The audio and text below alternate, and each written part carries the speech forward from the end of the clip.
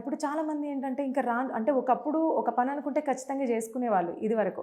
ఇప్పుడు మొబైల్ల వల్లనో లేదా దేని వల్లనో తెలీదు గానీ చాలా లేజీ అయిపోయారనమాట.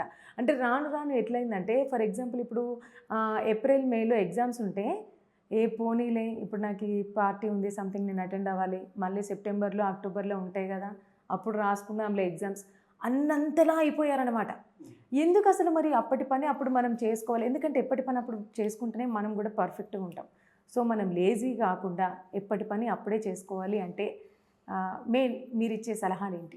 ఎప్పటి పని అప్పుడే చేసుకోవాలి. కొన్ని పనులను వాయిదా వేస్తున్నారు అనంటే, వాయిదా వేయడానికి ప్రధానమైనటువంటి కారణం అండి, ప్రతి మనిషికి ఇమ్మీడియేట్ రిజల్ట్ కావాలండి. అవును. ఇమ్మీడియేట్ రిజల్ట్ కావాలి. ఎప్పుడైతే ఇమ్మీడియేట్ రిజల్ట్ వస్తుందో ఆ పని చేస్తున్నాడు. ఇప్పుడు మీరు అన్నారు ఎగ్జామ్స్, అవి ఎప్పుడో కదా, అవి ఇమ్మీడియేట్ రిజల్ట్ ఇవ్వట్లేదు.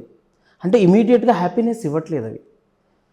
అవి ఇంకొక 6 మంత్స్ తర్వాతో, 7 మంత్స్ తర్వాతో, 8 మంత్స్ తర్వాతో ఉంటున్నాయి. ఎప్పుడైతే మనిషి ఇమ్మీడియట్ రిజల్ట్కి తను పడిపోతాడో అప్పుడు మాత్రమే ఆ పని చేస్తాడు. ఏదైనా సరే, ఇప్పుడు నేను ఈ పని చేస్తే ఈ డబ్బులు వస్తాయి, ఈ పని చేస్తే ఈ రిజల్ట్ వస్తుంది, ఈ పని చేస్తే హ్యాపీనెస్ వస్తుంది, ఈ పని చేస్తే ఈ విధంగా జరుగుతోంది అని అనుకున్నప్పుడు ఆ పని చేస్తాడు తప్ప ఒక 1 ఇయర్ తర్వాత రిజల్ట్ వస్తుంది, 2 ఇయర్స్ తర్వాత ఇప్పుడు ఈ పని చేస్తే 1 ఇయర్ తర్వాత రిజల్ట్ వస్తుంది, 2 ఇయర్స్ తర్వాత రిజల్ట్ వస్తుంది అనేటువంటి ఆలోచనకి అనేటువంటి దానికి మనిషి పని చేయడండి. ఈ వాయిదాలు ఎందుకు వేస్తారంటే రీజన్ అదే. అంటే వాయిదాలు వేయడం అంటే ఏంటంటే అండి, ఒక పనిని ఒక వారం పాటు ఇప్పుడు కాదు మనం తర్వాత చేద్దాం, ఇప్పుడు కాదు తర్వాత చేద్దాం అని ఎప్పుడైతే అనుకుంటారో అప్పుడు అతనికి వాయిదాల వ్యాధి ఉన్నట్టండి. అంతేకాని ఇప్పుడు ఎగ్జాంపుల్ అంటే నేనున్నాను నాకు ఒక వస్తువు కనిపించింది, రోడ్డు పైన ఒక వస్తువు కనిపించింది, చాలా బాగుంది, దాన్ని కొందాం అనుకున్నాను, కానీ తర్వాత కొందాంలే అని చెప్పేసి నా పనిలో నేను వెళ్ళిపోయాను. మళ్ళీ కనిపించింది, మళ్ళీ తర్వాత కొందాంలే అని చెప్పి వెళ్ళిపోయాను. కానీ ఇది వాయిదాలు కాదండి. ఎందుకంటే ఆ వస్తువు నాకు ఉపయోగపడాలి. ఓకే.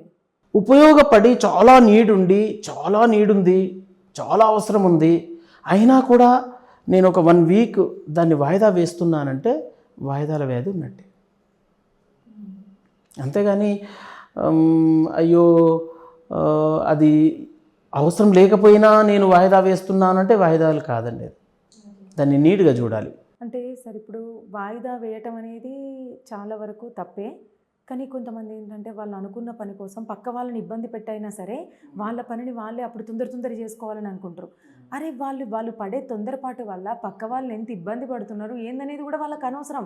దన్న పోవాలి, వాళ్ళ పని వాళ్ళు చేసుకోవాలి, టకటక రావాలి, వాళ్ళు ఫ్రీగా కూర్చోవాలి. అరే పక్క వాళ్ళ గురించి కూడా అర్థం చేసుకోవాలి కదా. మరి వీళ్ళకి మీరు ఏం చెప్తారు?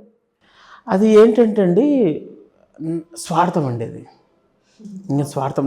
నా ఇతరుల గురించి ఆలోచించరండి. ఆ సమయంలో ఇతరుల గురించి ఆలోచించకుండా నా పని జరిగితే చాలు, నేను సక్సెస్ అవుతే చాలు, నా గోల్ రీచ్ అవుతే చాలు, నేను అనుకున్నది జరిగితే చాలు, నేను అనుకున్నది జరగాలి అంతే.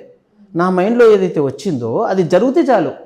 ఇతరులు వాళ్ళు నష్టపోతున్నారా, ఏం జరుగుతుంది, వాళ్ళు బాధపడుతున్నారా, వాళ్ళు ఏ విధంగా ఆలోచిస్తున్నారు, వాళ్ళు ఎంత నెగిటివ్గా ఆలోచిస్తున్నారు నా గురించి, ఇవన్నీ ఉండవండి వాళ్ళకి.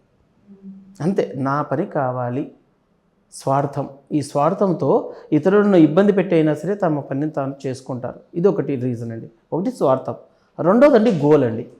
గోల్ అంటే నేను ఈరోజు ఈ పని చేయాలనుకున్నాను, లేదా ఈ వారంలో ఈ పనిని నేను పూర్తి చేయాలనుకున్నాను, కాబట్టి ఇంక వేరే ఆలోచన ఉండదండి. దీన్ని ఏమంటారంటే లక్షణాలు అంటామండి. లక్షణాలు అంటాం. లక్ష్యానికి తగినటువంటి లక్షణాలు ఉన్నప్పుడు ఇంక వేరే వాళ్ళ గురించి ఆలోచించరండి.